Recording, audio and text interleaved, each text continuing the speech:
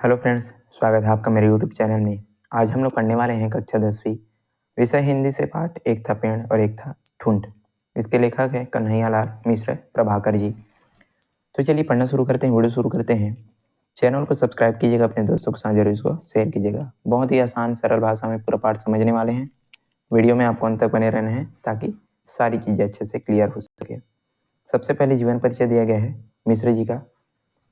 कन्हैयालाल मिश्र प्रभाकर हिंदी के जाने माने निबंधकार हैं। इन्होंने राजनीतिक और सामाजिक जीवन से संबंध रखने वाले कई निबंध लिखे हैं।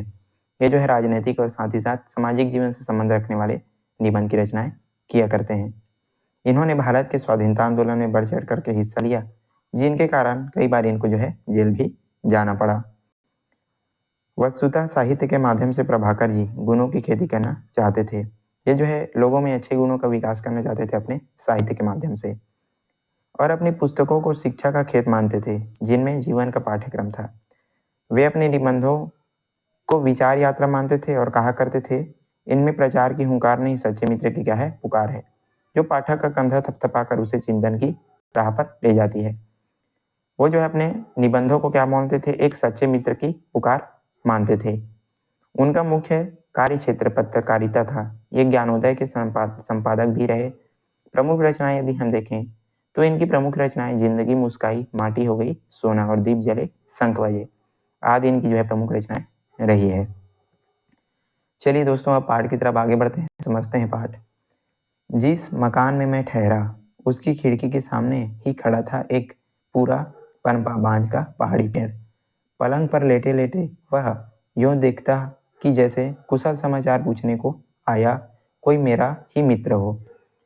एक मकान में लेखक ठहरे हुए थे और उसकी खिड़की के ठीक सामने उनको एक बांझ का हरा भरा पेड़ जो है दिखाई पड़ता है। ये जो बांझ का पेड़ है वो जो है पहाड़ी इलाकों में जो है पाया जाता है, तो ये जो है पहाड़ी पेड़ है। तो वो जो है हरा भरा था और बहुत ही क्या था, अच्छा था। तो पलंग पर लेटे लेटे लेखक उनको जो है देख रहे थे और उनको ऐसा लग रहा था जैसे ये जो है कोई मेरा मित्र हो जो मेरा कुशल समाचार पूछने के लिए आया हुआ है। एक दिन उसे देखते देखते इस बात पर मेरा ध्यान गया कि यह इतना बड़ा पेड़ हवा का तेज झोंका आते ही पूरा का पूरा इस तरह हिल जाता है जैसे बीन की तान पर कोई सांप झूम रहा हो, और उसका ऊपर का हिस्सा हवा जब और तेज हो जाती है तो काफी झुक जाता है, पर हवा के धीमे पड़ते ही वह फिर सीधा हो जाता है। अब लेखक उसको देख रहे थे, देखते देखते उसको जो है ख्याल आता है कि ये जो इतना बड़ा पेड़ है वो जैसे ही हवा का झोंका आता है तो पूरी तरीके से क्या हो जाता है, हिलने डुलने लगता है, जैसे कि कोई सांप बीन की तान पर जो है हिलता है। और जैसे ही हवा जो है फिर से तेज हो जाती है तो इसका जो ऊपरी भाग है वो पूरी तरीके से क्या हो जाता है, झुक जाता है, और हवा के कम होने पर फिर से जो है क्या हो जाता है, सीधा हो जाता है। ये दृश्य जो है लेटे लेटे लेखक जो है उनको देख रहे थे। हवा मौज में थी, अपने झोंकों में झूम रही थी, इसलिए बराबर यह क्रिया होती रही और मैं उसे देखता रहा। बहुत तेजी से हवा चल रही थी और हवा के कारण जो बांझ का पेड़ है वो इधर उधर हिल डुल रहा था। देखता क्या रहा, उसकी झूम झूम में रस लेता रहा। अब जो है उनको देख कर कोई उनको बड़ा ही आनंद आ रहा था लेखक को। पड़े पड़े वह पेड़ पूरा न दिखता था, इसलिए मैं पलंग से खिड़की पर आ बैठा।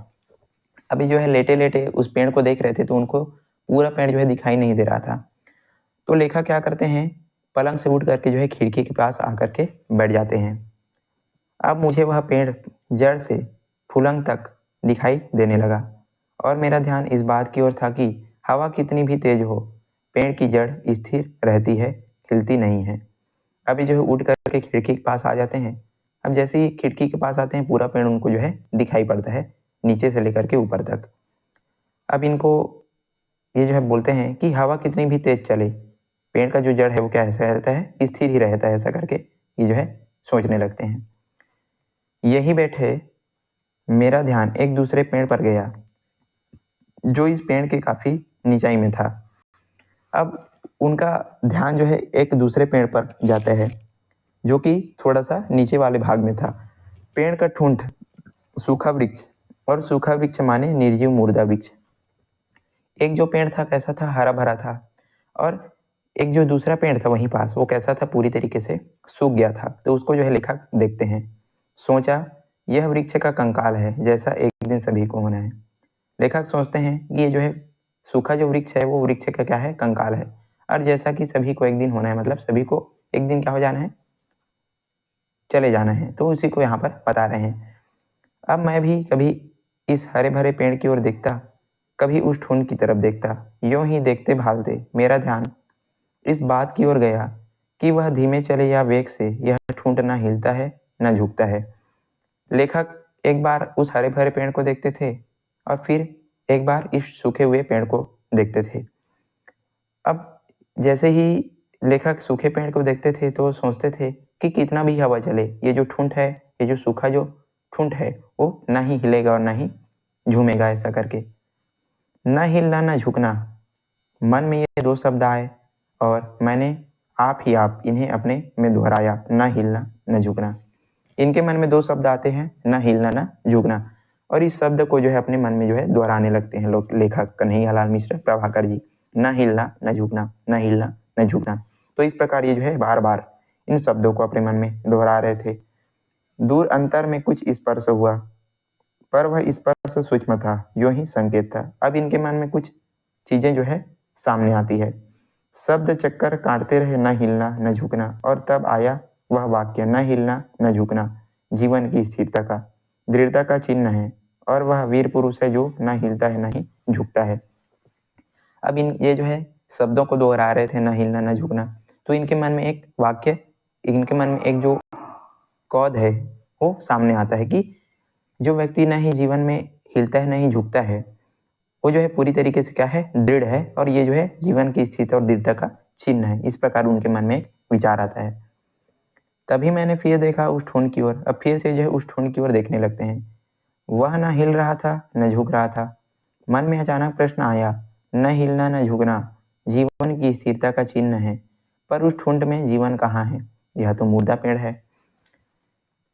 लेखक यहाँ पर बोलते हैं, फिर से उनके मन में एक प्रश्न आता है, न हिलना न झुकना, चलो इसको हम जीवन की क्या मान लेते हैं, स्थिरता का जो है चिन्ह मान लेते हैं, लेकिन ये जो ठुंड है वो पूरी तरीके से क्या है, मुर्दा है, इसमें तो जीवन ही नहीं है। तो इस प्रकार उसके मन में जो है प्रश्न आता है। अब मेरे सामने एक विचित्र दृश्य था। जो जीवित था वह हिल रहा था, और जो मृतक था वह न हिल रहा था न झुक रहा था।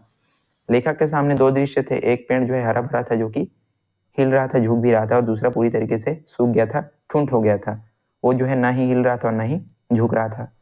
तो न हिलना न झुकना जीवन की स्थिरता का चिन्ह हुआ या मृत्यु की जड़ता का। फिर से उनके मन में प्रश्न उठता है कि क्या ये जो है जीवन की स्थिरता का चिन्ह है या फिर मृत्यु की जड़ता का। अजीब उलझन थी, पर समाधान क्या था? मैं दोनों को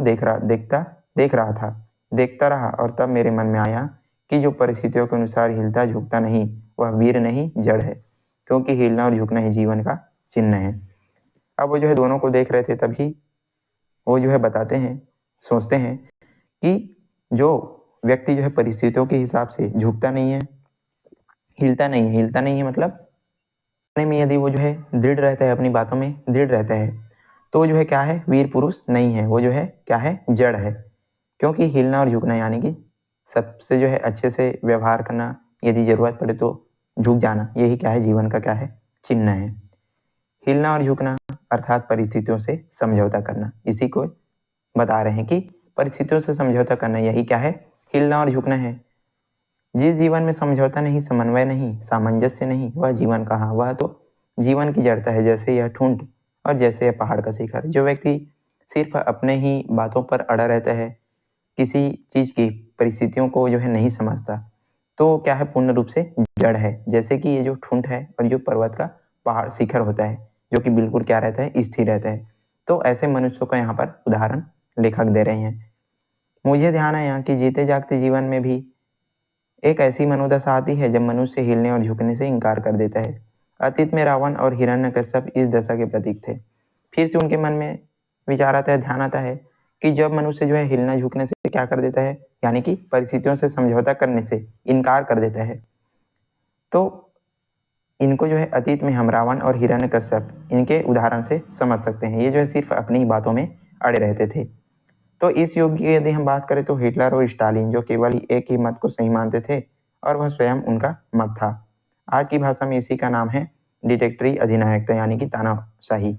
जो लोग हैं वो क्या करते थे, सिर्फ अपनी ही बातों पर अड़े रहते थे। तो ऐसे लोगों को जो है लेखक जड़ता का प्रतीक कहते हैं। विश्व की भाषा दे ले, विश्व की जीवन प्रणाली कह सुन, विश्व की यात्रा का पथ मान मना। इन तीनों का समन्वय है हिलना झुकना और समझौता समन्वय यानी कि परिस्थितियों से समझौता। और जिनमें यह नहीं वह जड़ है, भले ही वह ठूंठ की तरह निर्जीव हो या रावण की तरह जिद्दी। और जिनमें जो है समझौता करने की साहस नहीं है वो पूर्ण रूप से क्या है, जड़ है, एक ठूंठ के समान। मेरी खिड़की के सामने खड़ा हिल रहा था बांज का विशाल पेड़ और दूर दिख रहा था वह ठूंठ। समय की बात, तभी पास के घर से निकला एक मनुष्य और वह अपनी छोटी कुल्हाड़ी से उस ठूंठ की एक छोटी टहनी काटने लगा।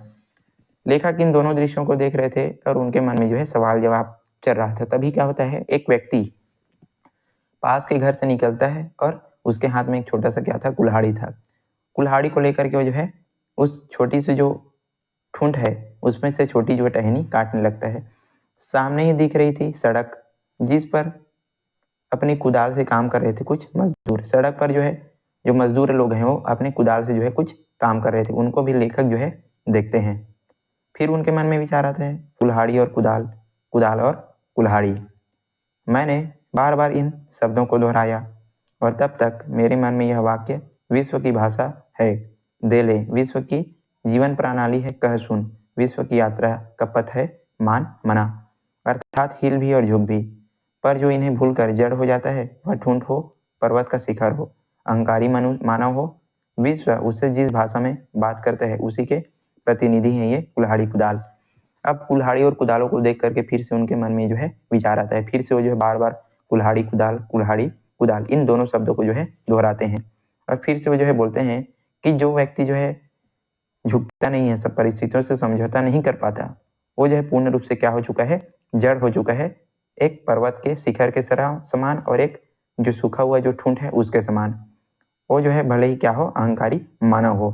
तो उसका क्या करते हैं, ये जो प्रतिनिधित्व कौन करते हैं, कुल्हाड़ी और कुदाल करते हैं। साफ साफ यो कि जीवन में दो भी लो भी, कहो भी सुनो भी, मानो भी और मनाओ भी। और यह सब नहीं तो तैयार रहो, तुम काट डाले जाओगे, खुद डाले जाओगे और पीस डाले जाओगे।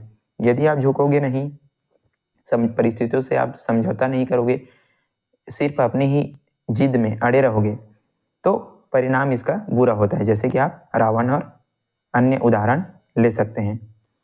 मैं खिड़की से उठकर अपने पलंग पर आ पड़ा। बांज का पेड़ अब भी हिल रहा था, झुक रहा था, झूम रहा था। पर तभी मेरे मन में एक प्रश्न उठा, तो क्या जीवन की कृतार्थता बस यही है कि जीवन में हवा का झोंका आया और हम हिल गए? अब खिड़की से उठ करके फिर से लेखक इसमें आ जाते हैं, अपने पलंग पर आ जाते हैं। अब फिर से उनके मन में प्रश्न उठता है कि क्या जीवन की चरितार्थता सिर्फ यही है कि जीवन में हवा का झोंका आया और हम जो है हिलने लग गए? जीवन में संघर्ष का झटका आया और हम झुक गए? साफ साफ यूं कि यहाँ वह हिलते झुकते रहने की महत्वपूर्ण है और जीवन की स्थिरता दृढ़ता जीवन के नकली सत्य ही है।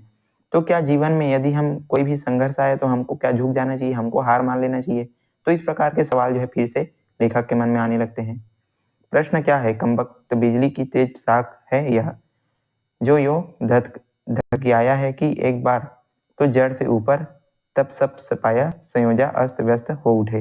अब इसके मन में जो है बिजली की शौक की तरह अनेक प्रकार के जो प्रश्न हैं वो आ रहे थे। सोचा, नहीं जी, यह हिलना और झुकना जीवन की कृतार्थता नहीं, अधिक से अधिक यह कह सकते हैं कि यह क्या है, विवशता है। जीवन की वास्तविक कृतार्थता तो न हिलना न झुकना ही है, यानी कि दृढ़ रहना ही है। कहने का अर्थ यहाँ पर यह है कि जीवन में कितने भी जो है संघर्ष आ जाए, हमको न हिलना, मतलब हमको उनसे जो है घबराना नहीं चाहिए, बिल्कुल हमको उस समय जो क्या रहना चाहिए, दृढ़ रहना चाहिए। तो इस प्रकार यहाँ पर लेखक समझाते हैं। मैं अपने पलंग पर पड़ा देखता रहा कि बांज का पेड़ झुक रहा था, झूम रहा था, हिल रहा था और दूसरे दूर पर ठुंड न हिलता न झुकता था। वो जो है बांज के पेड़ को देख रहे थे, जो कि कैसा था, न हिल रहा था, नहीं झूम, वो जो है बांज का पेड़ जो है हिल डुल रहा था, लेकिन जो ठुंड था वो ही एक जगह स्थिर था। जीवन है वृक्ष में, जो जीवन की कृतार्थता दृढ़ता से हीन है, और वह दृढ़ता है ठुंठ में, जो जीवन से हीन है। अजीब उलझन है यह। उनके सामने एक उलझन आ जाता है। तभी हवा का तेज झोंका आया और बांस हिल उठा। तभी एक तेज हवा का जो झोंका है वो आता है और बांस जो है हिल उठता है। मेरी दृष्टि उस झूमती हुई देह यानी यष्टि के साथ रपटी रपड़ती उसकी जड़ तक चली गई और तब मैंने देखा कि हवा का झोंका आता है तो ये टहनियाँ हिलती है, तना भी झूमता है, पर अपनी जगह जमी रहती है उसकी जड़। हवा का झोंका हल्का हो या तेज, वह न झुकती है नहीं झूमती है। अब ये जो बांस का जो पेड़ है उसको देखता है, तभी एक हवा जो है, जोर की जो हवा है वो चलने लगती है। तो लेखक देखते हैं कि जब भी हवा चलती है तो जो पेड़ है उसकी टहनियाँ हिलती है, तना भी झूमता है, लेकिन जो उसका जो जड़ है वो उसी जगह क्या रहता है, स्थिर रहता है। तो फिर से वो जो है देखते हैं इसको। अब स्थिति यह कि कभी मैं देख रहा हूँ स्थिर जड़ को और कभी हिलते डुलते ऊपरी भाग को। लग रहा है कोई बात मन में उठ रही है और वह उलझन को सुलझाने वाली है। पर वह बात क्या है? बात मन के तह से ऊपर आ रही है, ऊपर आ गई है। अब वो जो है फिर से क्या देते थे, हरे भरे तनों को देखते थे और फिर से जड़ को देखते थे। जड़ जो है पूरी तरीके से क्या था, स्थिर था। उसके सामने बहुत सारी उलझने सामने आ जाती है और उनके मन में कई सारे प्रश्न उठ रहे थे।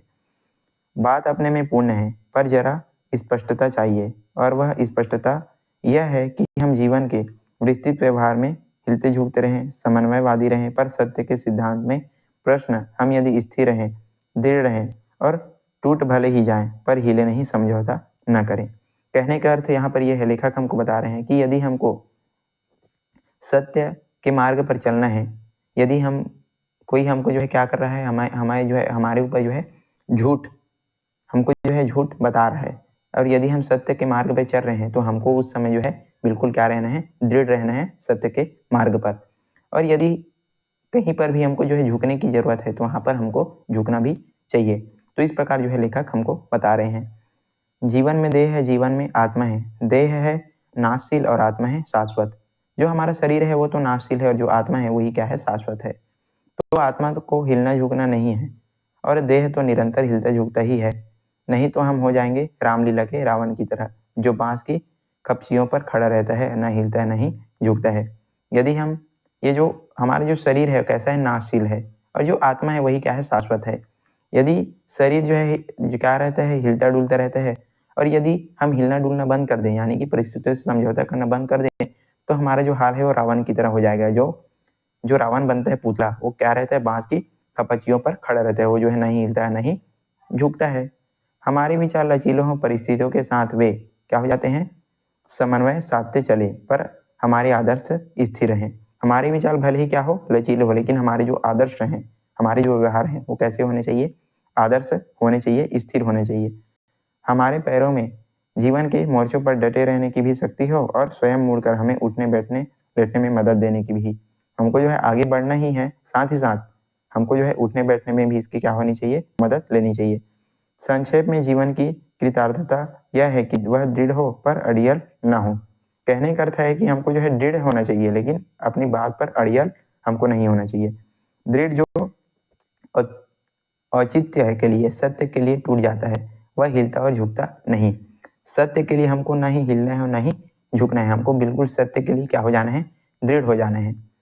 अड़ियल जो औचित्य और अनाचौत समय समय असमय पर विचार किए बिना ही अड़ जाता है, और टूटा तो टूट जाता है और हिलता झुकता नहीं है। एक अर्थ यह है कि जो लोग अड़ियल होते हैं वो सिर्फ अपनी ही बातों पर अड़े रहते हैं। तो इस प्रकार लेखक बताते हैं, जो टूक बात यो कि जीवन में वह जो है जो समय पर अड़ भी सके और समय पर झुक भी सकता है, पर ठूंठ वह जो अड़ नहीं सकता, झुक नहीं सकता। ठूंठ यानी कि जो अड़ियल व्यक्ति।